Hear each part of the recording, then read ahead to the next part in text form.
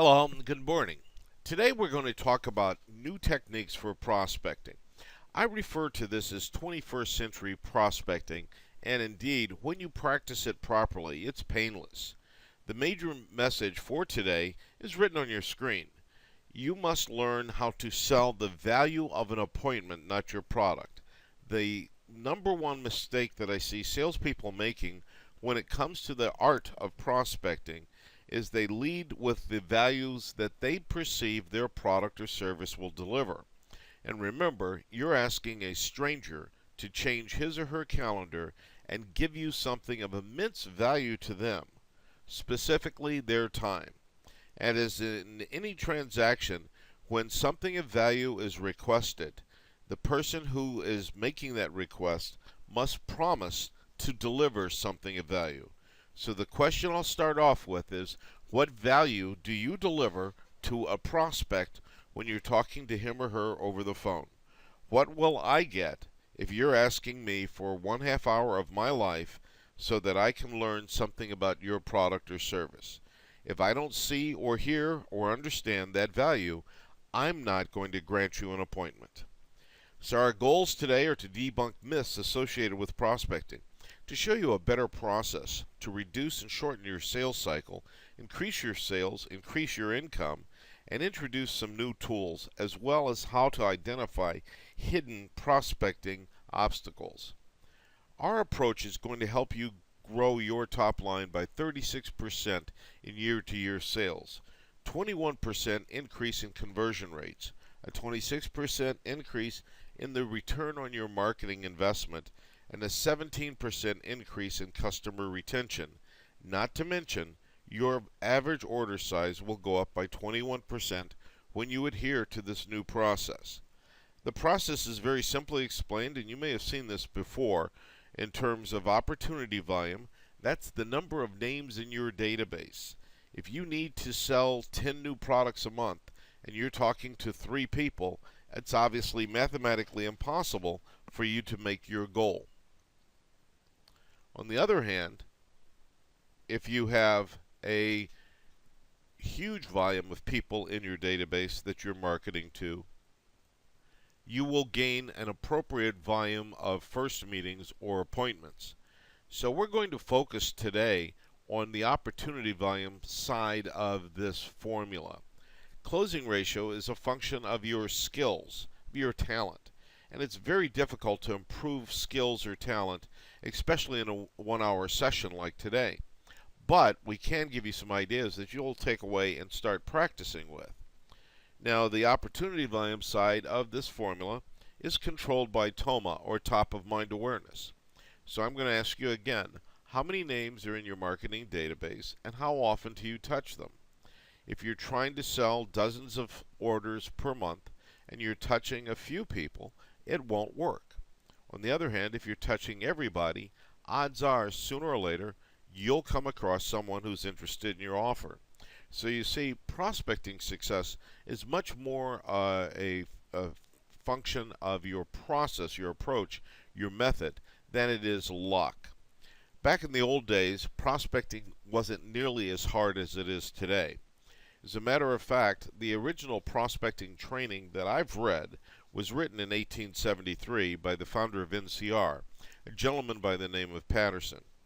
His process worked great back in those days, but remember, they had very little competition. They were selling cash registers to merchants that did not have a cash register. They had no competition. They were offering a dramatic leap forward in terms of effectiveness, efficiency, and productivity. Your prospects, however, more often than not here in the 21st century, view your products or services to be identical to those of your competitor. Consequently, utilizing a process that is over 130 or 150 years old, you're probably going to have some inefficiencies.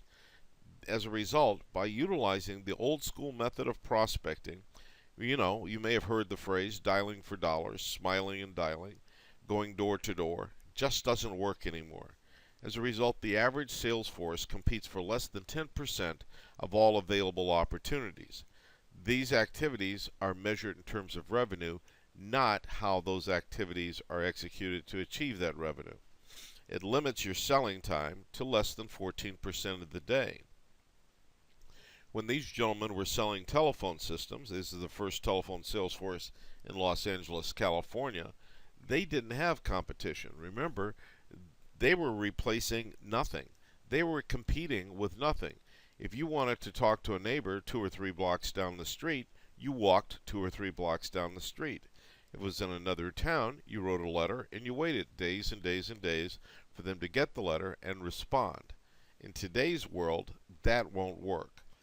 They were selling very successfully because of their approach. Please read the sign that they have in their hands. That was their entire sales process. Wouldn't it be neat to go back in time and sell in that fashion? I don't know that I'd want to wear the clothes they're wearing, but selling against no competitor has to be a dream. It's never happened to me, but I'm sure these guys enjoyed it at the time that they were selling. You have competition, so you have to look for opportunities in different ways than you've ever done before. I find that most salespeople look for most opportunities in the wrong place, in the wrong way, and all too often at the wrong time. I hope the phrase, a day late and a dollar short, resonates with you, and I certainly hope that's not the result of most of your prospecting activities. A day late and a dollar short only occurs when we are not prospecting consistently. So the second takeaway is I want you to not only sell the value of an appointment, but I want you to sell the value of an appointment to everybody every month. Now I know that sounds awkward, but I will clarify that as we go through today's webinar. If you're not in touch with all of the desirable decision makers in all of the accounts all of the time, then you won't compete for all of the opportunities. It's just that simple. You see, the buying process has changed dramatically. Back in my early days of sales working for IBM, we could go door to door in office buildings and solicit business. You can't do that anymore. The internet has leveled the playing field. Some studies show that the decision makers have 80 or 90% of their decision made before they go to a vendor's website. So the decision makers know what they want to buy, unlike any other time in my personal experience. So when they contact you, if all they hear are features and prices, then you are literally lumping yourself, in with all of your competition. Today's buying process has changed because of the internet, cell phones, voicemail. Decision makers don't have secretaries anymore. They view products like commodities. They're very insecure, and their priorities change regularly. The decision makers of today get 3,000 marketing touches every day. That's right, everybody you're talking to has been pitched 3,000 times that day by somebody for something. Now, most of those pitches are through ads, email, postcards, newsletters, magazine, advertisements, etc. But nonetheless, there are 3,000 marketing touches hitting your typical prospect daily. That same prospect takes 17 calls daily. They meet with 4.8 salespeople weekly. They're insecure. Unlike any time in my personal history, the level of insecurity is dramatic. They avoid risk, they don't answer the phones, and they resent being treated like a target. But stop and think about it. Old-fashioned prospecting essentially says we're going to aggressively and proactively, perhaps even borderline rudely, interrupt a decision maker's day and demand attention. If that's the approach you take in the 21st century, you will fail. Now, the data I just shared with you came from a book written by Seth Godin. Our job is to make sure that we understand the marketplace and give them a better way to get to know us. So I've laid that out on this screen, and I'd like you to embrace this. This will help you get more first meetings than any approach I can suggest. The first step is to ask permission to introduce yourself. Now, that's going to be done by a letter, a postcard, an email, a phone call, and or a meeting at a trade show or a networking event. Then ask permission to send some valuable information. And this information has to be helpful. It cannot be a price pitch. It cannot be a brochure. But I find the most valuable, most effective information to send are how-to tips on how to run an aspect of their business better. So for instance, if you sell software that helps a company manage inventory, sending out tips on inventory management will differentiate you from the peddlers that are demanding time in order to sell inventory management software. So we want to position ourselves before you ever shake hands with a prospect as a topic matter expert who has information and knowledge, and therefore by inference has the capacity to help that company achieve some measurable goals. You have to ask permission to call them occasionally, to create a relationship, to ask them to become a customer, and then ultimately your goal is to become a strategic resource. When you're viewed as a strategic resource, you get to compete for all of the decisions in that account by default. Now, what does it cost a customer to say no to an opportunity to do business with you? You see, when we're prospecting, many of us are so gung-ho about pushing our product or service, we don't take into consideration the point of view or POV of the prospect. You see, the prospect doesn't want your product. They may, and I underscore the word may, want the results your product will deliver. So what does it cost them in terms of operating effectiveness, operating improvements, top and or bottom line improvements when they say no? If you can't articulate the cost from a prospect's point of view of saying no, then it's virtually impossible to predict that you will be able to show them the value of saying yes. What results do you deliver? How valuable are those results? Talk to your existing customers and ascertain in a quantified fashion what results have been delivered by a relationship with you and your company and how valuable those results are. We want to understand that from their point of view. Therefore, what is the value of a first meeting? So now here's the way your customer is going to think. I refer to our customers as civilians. In other words, they don't understand the speeds and feeds and technology and techno mumble that we can issue to a customer during our prospecting activity. What we have to do is talk to that customer in terms of improvements in business operations. So if I'm going to show someone a new piece of technology or a new service or new company that has great features, they'll say that's nice.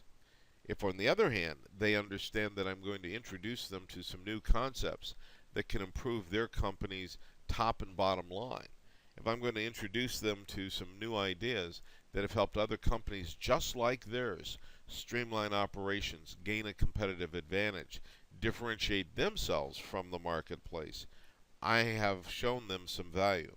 So I want you to spend some homework time after today's webinar detailing the value that a customer will get from a meeting with you. If all they're going to get is an opportunity to see a new product, they probably will shun that and walk away from you.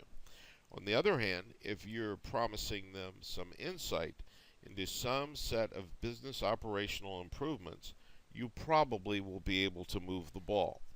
So I ask you also, do you have a sales plan in place, a written plan? This is one of my pet peeves, but I see a lot of salespeople working very hard with no plan. So the results they get are always a surprise, and frequently those surprises aren't very comfortable. I'd like you to understand how was next quarter. Now my grammar's not bad there. But you see, if you know how many times you have to touch strangers and how many strangers you need to touch to consistently get an appropriate number of first meetings, then you'll know how how next quarter will be when you are able to do that math. The number one problem for sales failure is we're not there when prospects want to buy. And I know that sounds like a big duh, but I'm amazed at how small the marketing databases are that my clients maintain as I've traveled around the country. So how many names are in your database and how many names should be in your database?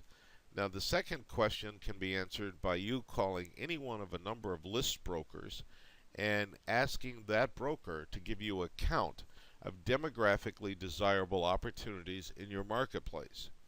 That broker will more often than not ask you questions to ascertain how to cut their database or slice their database. Is it by employee size, revenue, SIC code, age of the business, location of the business, what have you? But after that exercise has been completed, you should know how many names should be in your database. Then very simply compare that number to the actual number in your database, and your life will be very much improved in terms of getting new relationships. Oop, a little too fast on the keyboard here. But you see, it's all about the number of relationships that you have. Now, I define a relationship as a man or woman who, when they recognize the need for the results, and I'm emphasizing the word results, when they recognize the need for the results that your company produces, that that person has a relationship with you and or your company that's strong enough for them to want to get you involved in the competition for their business. In other words, they'll call you. Now, we don't know when all of these people will need your results, but after you've done the exercise with the list broker, you will know how many those people are, and if you buy that list, you'll know who they are. Then it's up to you to introduce yourself to those prospects, and then once you've gained top of mind awareness, you have to maintain it. Now, one of the problems with the process that we use today is too many sales forces have too much non-sales administrative time on their hands by default. Management in many companies has reduced or eliminated sales support positions, sales administrators, sales secretaries, what have you. And as a result of that decision, administrative work has fallen to the salespeople. So one way to improve prospecting effectiveness is to spend more time prospecting. The average salesperson, and this is across 400 companies, all in the business-to-business selling mode, the average salesperson spends 14% of their day looking for new business. And I'd like to see that much higher. If we turn that dark blue slice of the pie, the yellow slice into dark blue, so you would have 48% of the day prospecting. Guess what would happen with the top line? So it becomes pretty simple. Part of 21st century prospecting success is to adhere to my rule, which is salespeople should sell and everyone else should do everything else. To the best degree possible, let's remove all of the hidden obstacles that reduce the effectiveness of your sales team. Maximize your time management. Now, we offer a job called selling. We have a job called selling that really has very little structure. And as a result, time can slip away. So I'd like you to understand that time is your only investment that you put into getting success and making money. Consequently, you should manage your time investment just like you manage your stock investments. Understand where your time goes, and a great way to do that is to log your activities every 10 minutes of the day for 1 month, and then you'll understand where your time has gone. 21st century prospecting success is dependent on having 3 times your annual growth goal in your funnel at all times. In other words, if your goal for this calendar year or this fiscal year is to get 50 new accounts, then you must have 150 accounts in your database, and you must touch them all of the time. This 3x factor is vital, and this is the Achilles tendon in many prospecting programs. If you don't have 3x the goal, then you're going to hope, or have to hope, that you'll hit your goal. When you have 3x, hitting your goal is very predictable. Now, this chart reflects a survey that was done by the Dartnell Corporation years ago. They surveyed salespeople and said, when you have an opportunity to get a new account, how tenacious are you? 50% of the salespeople surveyed gave up after 1 attempt to get that new account. 90% had abandoned that effort after 4 attempts. But if you look further down the stair step there, around the 7th or 8th or ninth contact is where 90% of the clients are ready to start making a decision. So the flaw in our prospecting program is that most of us have been trained and or allowed to make one attempt and walk away. I believe that the tenacious 10% of salespeople who hang in there after 4 attempts are the people that get the majority of new business. The facts are that 6 to 18 months after a prospect says not now, that same prospect will buy. The rate of buying is 45 to 63%. The facts are 87% of all leads are abandoned prematurely or not even followed up on at all. So old school prospecting doesn't work, but the secret sauce is your attitude. And I'd like you to make sure that your attitude drives your altitude. In other words, I want you to get in touch and stay in touch until they buy or die. And if your touches are educational and informative, and if you avoid pitching repetitively, you'll be amazed at how long you can touch people, stay in touch with emails, newsletters, what have you, and still get to compete. Don't be bashful. Touching repetitively is okay if and only if the marketing touches are educational. Now, after today's webinar, we're going to send you a sales potential worksheet. There are 2 pages to this document, and I'd like you to fill out the top section on page 1 and then follow the math throughout the document, because it will show you how many dollars of potential revenue you're missing because of the process. I think once management sees the cost to the company of asking salespeople to do non-sales tasks, it will become relatively easy for the company to justify deploying some sales support staffing. The same goes for the second page of the document. Answer the questions at the top, fill in the blanks throughout the document, and at the bottom you'll know the cost in terms of hard dollars of your prospecting process. The facts are that every prospect that says stay in touch creates a need for you to follow up on that account 21 to 35 times per year. And what I mean by that is that if that account has 3 decision makers, then you must touch that account at least 7 times per decision maker. And if they have 5 decision makers, the number goes up. So how many people are you touching, and how often are you touching them? And again, a touch can be a phone call, an invitation to a lunch and learn, invitation to a seminar, an opportunity to meet with them at a trade show, to give them a demonstration. Each touch, however, must always be informative. I hope you're getting that message. You see, by doing this, you're going to be able to be in the position that this young lady is, which is you're going to compete for all of the opportunities and all of the accounts all of the time. By becoming a topic matter expert, by becoming perceived as a resource, your prospects will view you as being indispensable, and that is the home run that we want you to get to. Now, Selling Power Magazine did a study a couple of years ago that I've highlighted on this slide and the next slide.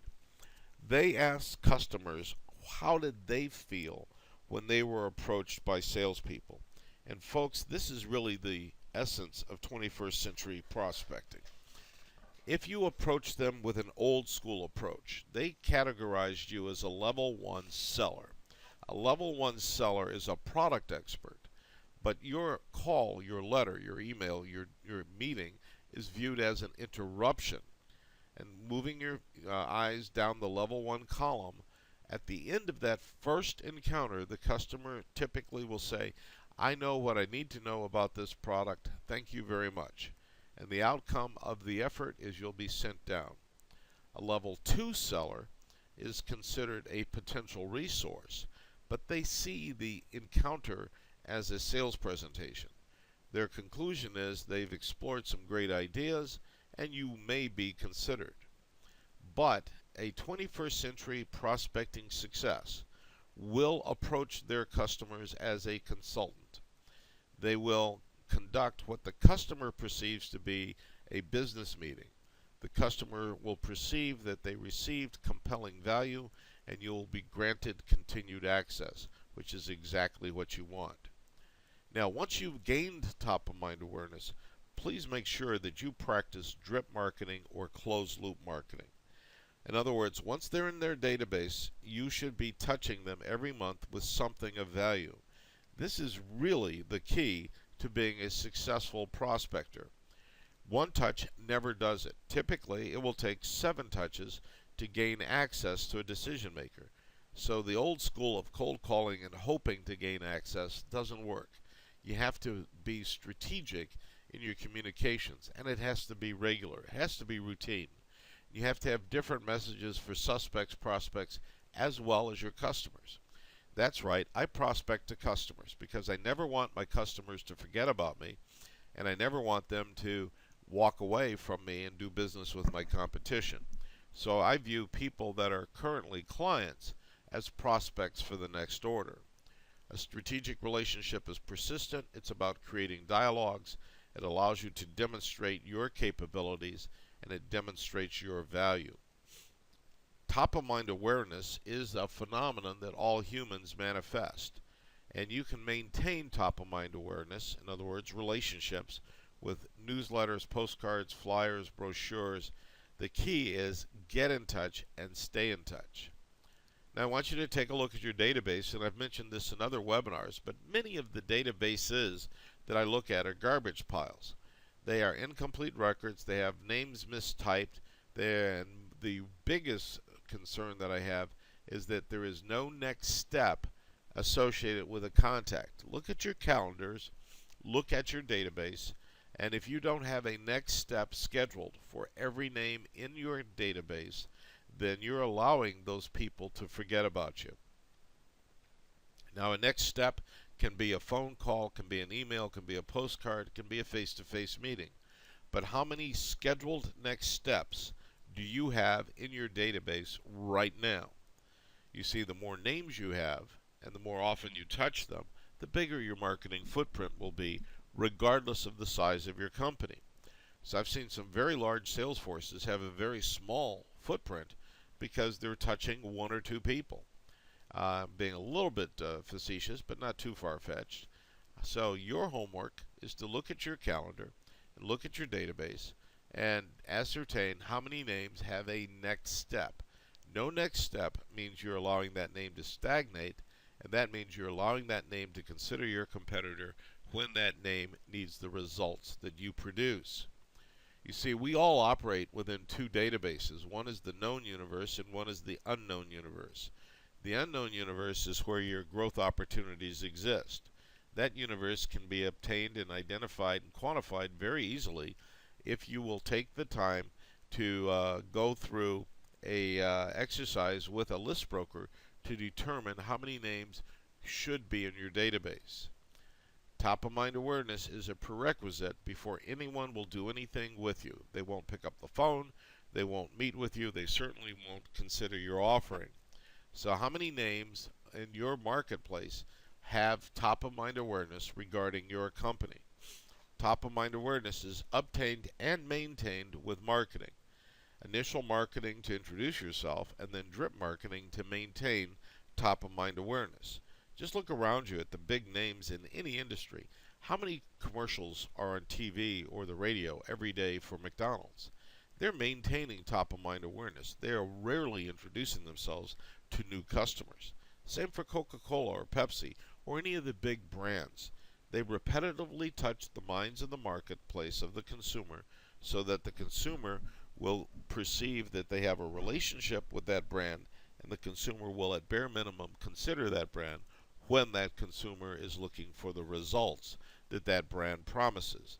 The same will happen to you if you maintain top of mind awareness. If you don't, you're going to be treated like a servant, as a peddler. You're going to be told to wait out in the parking lot. I'm being a little facetious, and we'll call you in if and when we want to consider you. You have to change the way your customers perceive you. The secret for 21st century prospecting is to be perceived as a topic matter expert. When you do that, you're going to address the problem that I talked about earlier, and I'm illustrating it in a different way on this slide. This funnel contains black arrows and red arrows. The black arrows represent the opportunities that you are currently contesting. The red arrows represent opportunities that are closing that never consider you. Nothing's more frustrating to a sales professional than missing a deal because he or she was at the wrong place at the right time, or vice versa. Your new process must allow all opportunities to be in your funnel.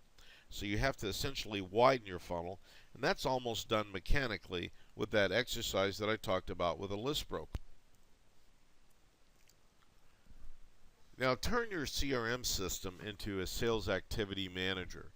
All CRM systems have the ability to be your manager, if you will, and I'm being a little bit facetious in stating that, but it's key to understanding the power of your CRM system. You see, most CRM systems are just used as electronic Rolodexes, and that's a tragedy, because when you use it as a sales activity manager, it will start to provide you with information and insight on your prospecting process. How many calls does it take to get a first meeting? How many first meetings do you need to be able to create a proposal or deliver a quote? You see, that information can become an early warning system, and it does facilitate Mr. or Ms. Manager coaching of your salespeople. Without that feedback coming to you, you won't be able to predictably drive yourself to success. I want each of you to create a personal scoreboard from your CRM system, and I want you to know, have your CRM system tell you how many targets you're going after. How many first meetings do you have in your calendar? How many deals and dollars are at the information phase? You're giving them products, specifications, trials, demos, whatever. How many deals and dollars are at the decision point? You've written the quote. There's nothing else you can do but wait for them to say yes. How many closes do you get? And how many closes do you need? By understanding the ratios between those phases of the sales process, you'll be able to develop a prospecting process that will keep your funnel full at all times. The secret is to prospect consistently and to understand the ratio between each of the phases of your sales process. Then you need to drive yourself to become more proficient. And we do that by practicing. Professionals, golfers, practice. As a matter of fact, many amateur golfers practice golf more often than they practice the skills needed to get the money to play golf, i.e. selling. Doctors practice, lawyers practice. Why don't salespeople? I've never understood that. Make sure that your proposals are driven by the facts that come out of that first meeting. 21st century prospecting should lead to the creation of good, effective proposals and quotes. You should always focus on the consequences of no. What does it cost a prospect to say, no, I don't want to meet with you? What does it cost a prospect to say, no, I'm not interested in your offer? All of these are vital for us to be able to stay on top of our opportunities. Now, I want you to create a calendar of conversion and put it into your proposals that will show the prospect step-by-step results that they'll get when they move forward with you. Now, keep this proposing mentality in mind when you're prospecting. Always focus on the results that you produce when you're selling. Your customers should be offered during the prospecting process a demonstration or a presentation. You see, the reason that I like to do that early in our meeting is that I'm saying, early in our relationship, is that I'm saying to a customer that I'm willing to prove all the claims that I will make or I am making. By putting yourself out in that fashion, you're differentiating yourself from the peddler who says, trust me, it will work. Now, the first things we have to do is really understand what are the results that your customers want. Remember, they don't want a drill, they want a hole put into a piece of wood somewhere. And that's an old sales training cliche. But they really want the results that your product will produce. They don't want your product. And that's hard for some people to understand. But ask your customers, that have purchased from you in the past. What results did we get? Were those the results that you wanted and anticipated? All customers have a compelling event before they will grant a meeting with you. Now, that compelling event could be a failure of the competition. The compelling event could be a change in their budget. But if there's no compelling event, no one will meet with you. So your prospecting should always focus on identifying some compelling event. If there's not an event, you probably won't get an appointment. Or if you do, it will be with one of those sales enemies that we all have called looky-loos. And understand that everything you ask the customer to do, give you time, read a report, meet with you, what have you, must be addressed with a WIFM.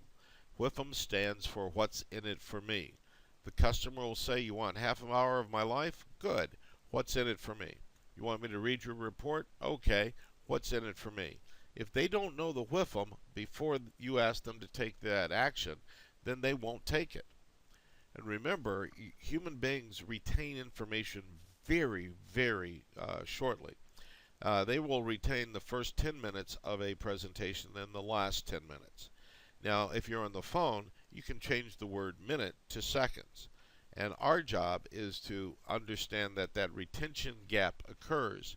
So when you're on the phone with the prospect, don't turn it into a monologue. Use the communications concept of interruptions, and you do this by asking questions and or using their name frequently. All of those techniques will get the interruption to occur, and that refocuses their brain. Now, there's an old school concept that I love to use called tell them, show them, tell them, close them. Tell them what they're going to gain when they meet with you. Show them how that gain will be beneficial. Tell them what they're going to get. Once again, yes, I'm repetitively redundant, and then close them. This confirms their understanding of your overall value proposition. And I want you to make sure that you do this to bring them back to the conversation. If you're not publishing an e-newsletter, get busy and get one going. There are e-newsletter services that will allow you to publish contact without charge.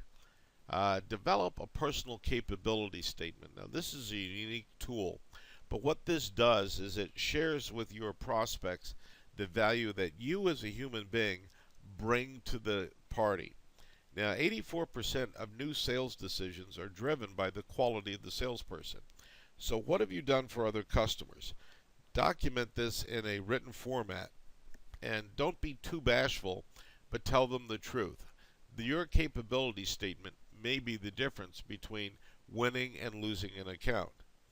Make sure you set Google alerts so that when something happens within one of your accounts, you will get notified. This is a service that Google offers for free, and all you have to do is go into your Google or Gmail account and set alerts. And what an alert is Google will read the newspapers constantly to find people that have, and I'm using read around quotes, but they look for all information over the web about that particular account or individual.